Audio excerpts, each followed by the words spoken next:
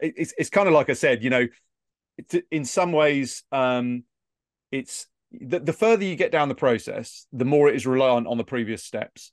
So you got to start in the right way. So yeah, I think it's a good point there that there's less control. One thing that quite often still comes up, and I see this as partly a symptom of the fact that sometimes services procurement programs that are given to MSPs can be very kind of closely positioned to contingent workforce. So they might be like almost a little bit of gray area where it's not necessarily like giant IT projects. It might be independent, consultancies, small consultancies or small consultants that are providing these services. And in those cases, or in some cases within MSP programs, worker tracking is something that is very heavily focused on.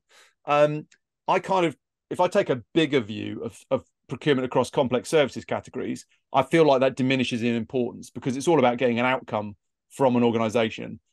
But I just wondered what your thoughts were in terms of the importance of worker tracking and why that's important. Yeah. So, no, it's incredibly important for a couple of reasons. Just from a risk mitigation, it's really important. Just knowing who's on your network, who's touching, who's doing what to where to whom, sort of thing. I think that really came to the fore. I remember talking about this a couple of years ago, and it really got, people would just kind of nod nicely and move on.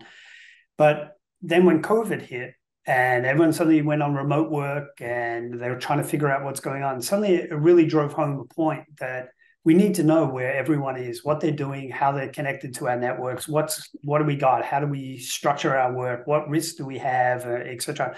So it really kind of, if there's a positive that came out of COVID, well then it really did highlight the fact that we need to have better controls around how it is, who's on doing touching our network and how that kind of all works out. Then I like to also, as a side thing, is I like to track time, because whether I'm billing against time or not, I've proposed to different clients at times is we can even have statement of work, milestone activities, but we have non-billable timesheets. So that way is you're able to kind of like figure out what's the level of effort for people to do, like they're putting in 9 hours, 9 hours, 9 hours. And then you're able to kind of back in and say, okay, well then our cost kind of is right on what our overall cost for that project is. We're kind of able to factor in and see that we're kind of getting the value we're looking for.